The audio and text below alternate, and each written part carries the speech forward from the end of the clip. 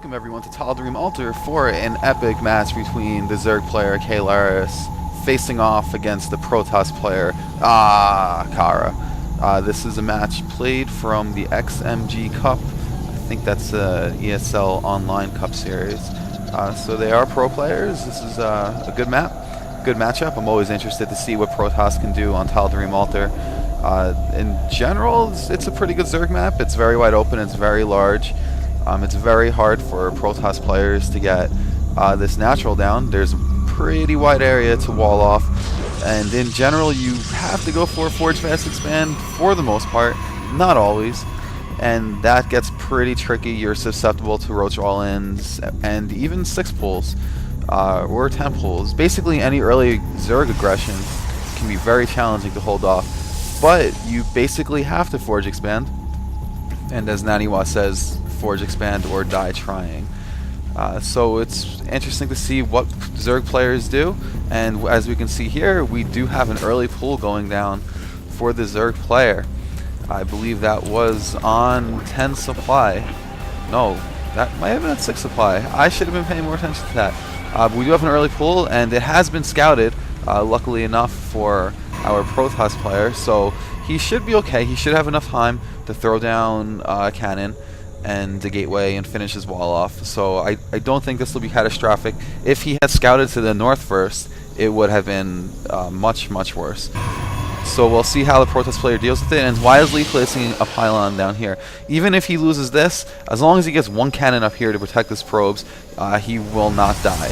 He might lose the wall, he might lose the cannon, but you have to remember, he's still making probes. If you look at the probe count, it's 15-9. So if the Zerg player doesn't kill him here, it's not the end of the world for the Protoss player. This cannon will be more than enough to protect his mineral line. He's way ahead on probes, and this doesn't really matter in the end. So we'll see what happens as the Zerglings come in. Will they bypass this wall? They probably should. No, they're going to work down the pylon and the cannon, which will give this cannon plenty of time to get up. And we still see more workers coming out. Kara has not stopped probe production. He's just completing his wall off around his main and sacrificing this. So he's really not in that bad of a position. 18 workers to 11, so that's a pretty huge lead. This gateway is almost down, and he's got a cannon in his base, putting down a gas. And if we look back at the Zerg base, there is a pylon here holding that hatchery back. So it's not bad. It's not a bad situation. It could have been game-ending if the Zerg player wasn't scouted first. So that's the way this map goes. Early Zerg aggression is very good. It's very effective. But if you get scouted, it's usually possible to hold off. We have an engagement here between Zerglings and probes, which is annoying. He probably won't even lose any probes if his micro is good. Maybe that one going down. No, he won't. Weak one getting pulled back. So this gateway might go down. It probably won't. The Zealot's coming down pretty soon. There's more probes going to defend, and there's only a couple of Zerglings left. He's only lost 4 workers, so that's not terrible. He's still ahead. He still has a 2 harvester lead. The hatchery just went down, so this is basically turned into a normal Protoss versus Zerg match. But the Protoss does have his gas down. Cyber Core is almost done. He'll have enough gas to get out Stalker or Sentry and start Warp Gates right away. 2 gases down, so we might see some early tech come out. Meanwhile, back at the Zerg base, the hatchery is not even done yet. He's going for gas. He's got a lot of drones he's built. 19 workers, still behind the Protoss though, and his hatchery is almost done. So we'll see if our Protoss player decides to try to get that expand up quickly or go for tech. My guess is from the double gas that he'll go for some tech, maybe Stargate. Maybe DTs. We don't have any indication yet, and we probably won't until these get cleared away. So 3 gateways. Could be a blink play, could be Zealots with Void Rays, which is a popular white raw rush. But as we see the Stalker and the Zealot moving out to either be aggressive or just hold this ramp. It looks like they'll probably be aggressive. And we have a Zealot over here sent down with No kills yet, just harassing, forcing that spine crawler. So that's -1. That's -2 workers. So this zealot's already done damage. He's basically killed 2 workers by forcing them to build spine crawlers 3. So now the Zerg player realizes that there's going to be some aggression here. He's going to need some defenses. These slowlings are not going to cut it. Speed's not even anywhere near close. There's still 70 seconds or more left on speed. So the Protoss player can do some damage here. He's only got 2 zealots and a stalker, and the stalker gets surrounded by zerglings, but he can run away. He's not dead yet, no speed yet, so the stalker probably will get away, but if he stops at all, he's going to get killed. Just a few more hits, and the stalker goes down to those 2 zerglings, so that's pretty bad, but not the end of the world. There's still a stalker, 2 zealots left, and there's no pylon. No pylon, so this aggression is not going to last too much. It's just designed to force the Zerg player to make workers, to make spawn crawlers, so he can't run up. And also behind it, very wisely, our Protoss player gets his Nexus down. So it's very effective harassment. Just 3 gateways, not even warp gates. Just building 3 units out of gateways and rallying them over. He only lost 1 stalker. He forced spine crawlers. He forced a lot of units. Look at all these Zerglings. Wow. He forced a ton of Zerglings, 32 on the map right now. So those 32, 38 Zerglings, they could have been 19 drones if there was no aggression. So that's the power of just being aggressive against Zerg. You have to press them. You can't just let them sit there and drone up. And these Zerglings aren't going to be able to do anything now that there's some stalkers and 4 sentries out. We'll probably see a cannon go down there. And this is pretty safe, short of anything like a Baneling bust. This is pretty safe. So all of these Zerglings are pretty much wasted right now. They might contain a Protoss in his base for a little bit, but generally once 2 bases go up, you'll see the Protoss players turtle back a little bit. And now we've got 2 Stargates, excuse me, almost done. So our Protoss player is going to be aggressive again, which is good. Once you've got tempo on the Zerg, once you've disrupted their endless training of drones, it's good to stay aggressive if you can. You don't want to throw away your forces, but you need to keep putting pressure on. You need to force them to make units whenever you can. And 2 Stargates making 2 Void Rays, a Void Ray and a Phoenix, is going to be very effective. Also on this map, since Mutalisks are extremely effective due to the wide open areas, the plenty of airspace around all of the main bases and the naturals, Mutaplay is extremely effective, so going double Phoenix will basically shut that down. If the Protoss player preemptively goes Stargate and gets a lot of Phoenixes out, generally they're pretty safe for Mutalisks. Mutalisks are not effective against Phoenixes until they outnumber them. So if the Zerg player goes Muta first, it's not very wise for the Protoss player to react by going Stargate. But since he preemptively went Stargate, he should be safe for Mutas for now, and he'll have the option of harassing. And also, it forces Spore Crawlers. So we've got 4 Spore Crawlers going down. That's another 4 drones down, another 400 minerals, 5 Spore Crawlers. So that's a lot of minerals spent just on static defenses. And an Overlord goes down. So Protoss player harassing where he can. He's not going to be able to do too much damage since Spore Crawlers are already up. But he still forced those spores. And he'll be pretty much turtled in his base a little bit. He's not going to be able to move out too much. And he'll have some exposed hatcheries. So we'll see if Kaelaris can get around here and go for that 3rd, which is pretty exposed. There's not a creep spread connecting them, so Queens will be too slow to get there. He should go over there. He's going to fly over there now. And this hatchery could go down if this Void Ray gets there. It's going to take a long time for Queens to get over, and if he walks any Queens across this creep, they're going to get picked off. These Spore Crawlers are probably going to come in. They can't be picked up by the Phoenixes, but they might get taken down by the Void Ray. It's going to be close. This Void Ray is charged up. The 1 Spore Crawler is almost down 100 health, and 1 Spore Crawler is going down, but the 2nd one's going to get built. But all he needs to do is move away, and he can still hit this hatchery. He's out of Spore Crawler range. The more of them coming through, but there's 4 Queens that these Phoenixes and this Void Ray should be able to pick off. There's no spores here for support, so these Void Rays and these Phoenixes and this Void Ray should probably take them down. This is very effective harassment from the Protoss player. He's making more Void Rays. Once all this anti-air goes down, those Voids are going to be more effective. The Void Ray barely survives, 15 health left. Can the Queen take it out? 6 health left. No, the Queen goes down, the Void Ray survives. All the Phoenixes are still alive. He's doing a ton more damage.